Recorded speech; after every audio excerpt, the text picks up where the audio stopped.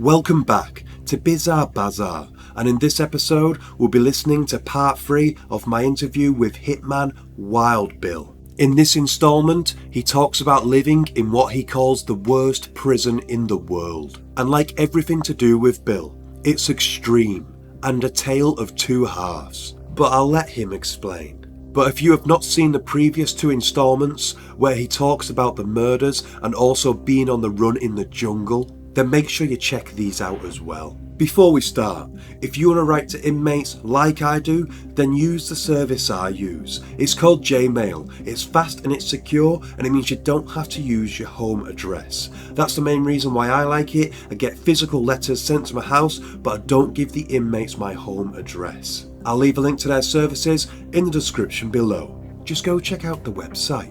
And if you want to support the channel and new content, then please consider becoming a channel member. Links to that are in the description. Okay, we pick up right where we left off. Bill has just called the Panamanian government a bunch of dipshits, and they didn't take it too well. Let's carry on.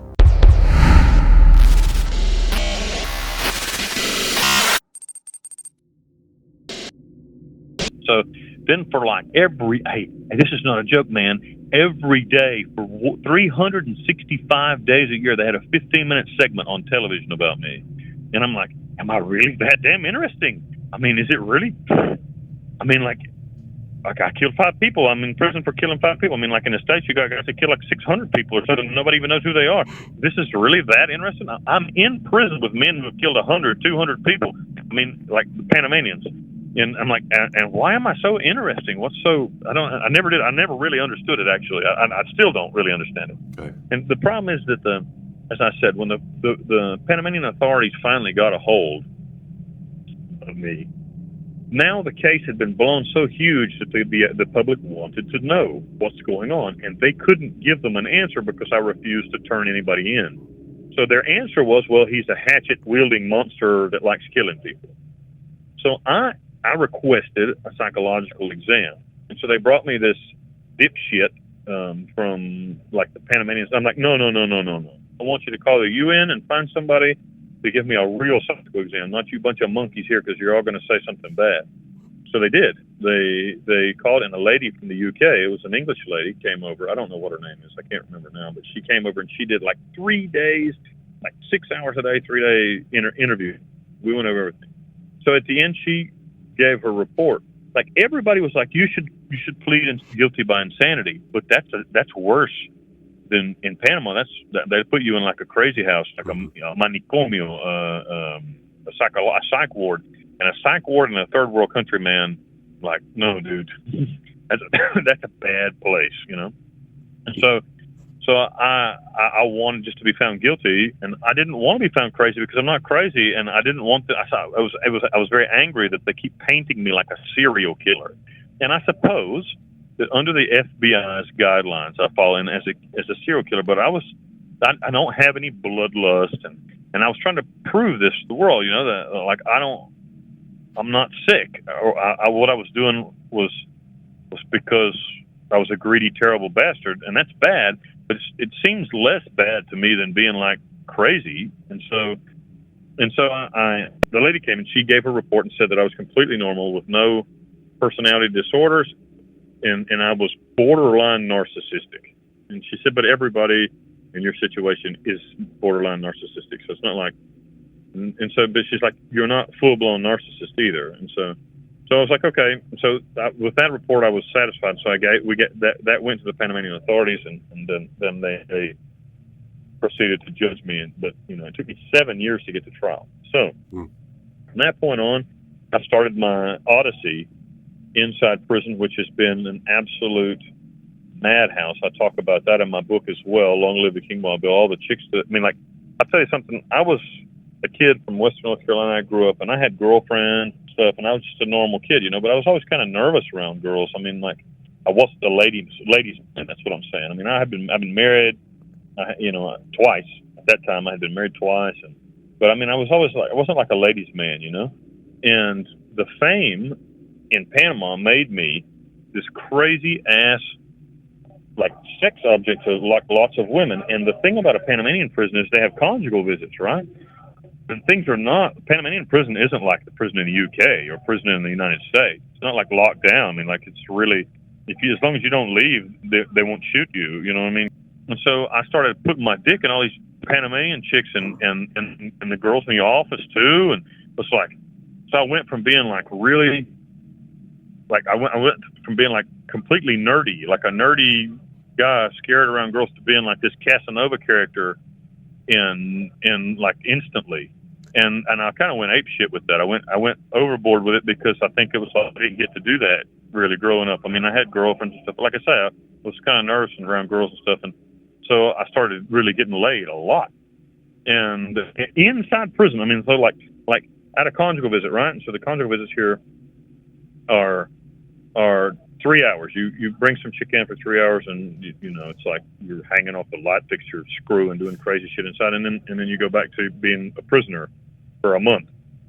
But also, I had a job in the office. I have, I'm educated, and so I had a job in the office, and I'm working with chicks from outside all day long. So I mean, it was like, when you get like to that level, like that whole supervillain thing I'm talking about, when you get to that level, you start believing your own bullshit. Do you know what I mean? I can understand. Yeah, and so you start believing you're really this character. You're really this supervillain character. And so like I started feeling like there wasn't anything I couldn't do. I mean, I ended up having a cell with air conditioning. Let's check this out. This is true. I got a date with not a date. What's the word? Like an appointment, a regular every 2 week appointment with a psychiatrist that was outside. Okay. But we never went to the psychiatrist. We went to my girlfriend's house so I could fuck her, and that cost me money. But I had the prison completely wired. Everything that happened in the prison, a piece of it touched me. A piece of the money touched me, and I did that through putting myself between the authorities and the criminal gangs. For instance, let's say you're a criminal gang and you have guns, because inside a Panamanian prison, the prisoners have guns, just so you know, and they have kilograms of cocaine and sell cocaine drugs. I mean, the only thing you can't do in a Panamanian prison is leave. If you leave, they'll shoot you. But on the inside, it's like a concentration camp. It's like a lost city. There isn't a whole lot of rules. Can I ask a question? Sorry, are you in a cell now? I am now in a cell, and I'll get there. I got punished, and I got punished for believing my own bullshit in reality. But I'm in a cell right now. I'm in a cell with a toilet, and a shower, and so on and so forth, and which is really a luxury in Panama, if you want the truth, because normally the cells have 40 or 50 people. One cell, it's a fairly large cell, but still it's like 40 people, and they're like hung up with hammocks in this corner, and then like 3 high over there. You know, I mean, so it's like really a crazy thing. But so this went on, particularly what I'm telling you, this life that I had built on the inside of prison of being a slum lord, you know, screwing all the Panamanian chicks and keep them and making money off the graft inside and stuff, went on for about, I'd say 9 years. Went on about 9 years, and then a strange thing happened to me. I can't really describe it. One day I was sitting outside smoking a cigar, and I watched. There was a little bitty Panamanian kid who was a crackhead. He smokes crack, and you know, he doesn't have any skinny. And I watched the guards beat him and force him to recover human shit with his own hand, and it bothered me. And it bothered me badly. And I told him, I said, leave him alone. And everybody did what I said, even to some degree in the guards. And they're like, what? And I'm like, that's just bullshit, man. I mean, you shouldn't treat people like that. And so I began to really pay attention to my surroundings. So looking at my surroundings, I realized that people were really being mistreated. I mean, not just a little, like a lot, you know? And it bothered me. And so I did an interview with the Daily Mirror. You can check it out. It's called, and this was in 2019, in the beginning of 2019. I did an interview with the Daily Mirror, and that was the same month I got married that month as well. And I did an interview with the Daily Mirror called "Sex, Drugs, and Sausages" or something like that. But the interview was there were a bunch of lying cocksuckers, because the interview was supposed to be about how the poor prisoners were treated, and what they actually ended up doing was making the interview about me. And they made the interview about me and all the privileges that I have and all this stuff. That interview came out. And it came out also in Panama. They called the Panamanian government, a bunch of assholes, called the Panamanian government and asked, is this true that he really has this amount of privileges? A shitstorm came down on top of my head, and they sent me to where I am now, which is punishment. I'm in a punishment block. Now, Panama has a punishment sector. It's a sector in a prison, right? There's only 166 men here, but there's a punishment block here where they suspend your human rights. This is not legal under national or international law. Okay. You're not allowed medical treatment. You're not allowed. They won't bring you food. You have to buy your own food. You're not allowed. They won't bring you clothing. And here I am moaning about this, right?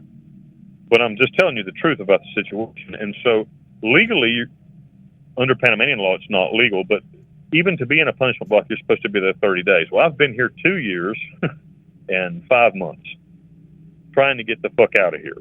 And this is a nightmare. But one of the things that being in this really difficult place has taught me, and they kill people here all the time. I mean, like all the time. People die here once a month. There's a gun battle in here. I mean, there's a lot of stress here, and the prisoners are armed and stuff. And so, I mean, like, if you want to check out and say, well, Bill's full of shit, I don't believe anything he's saying, I ask you to please investigate things I'm saying. Listeners, speaking to the listeners, please investigate them.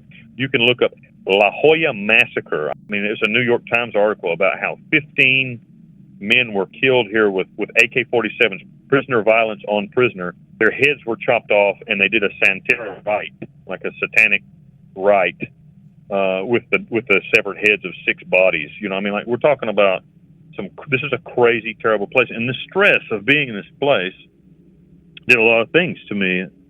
I realized I have lived a terrible, fucked up life.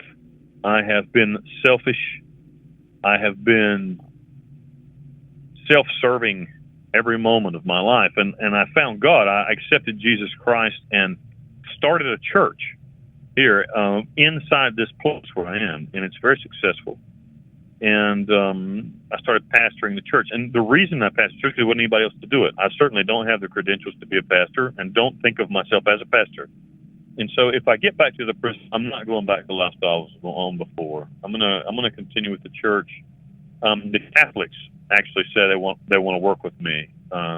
So I don't know yet. I'm going to talk to them. I don't have the opportunity to speak to them where I am. Yeah. And so the Catholics said they want to talk to me about doing something in the prisons, and that would be really great. And that's what I want to do the rest of my life. I want to take care of the guys.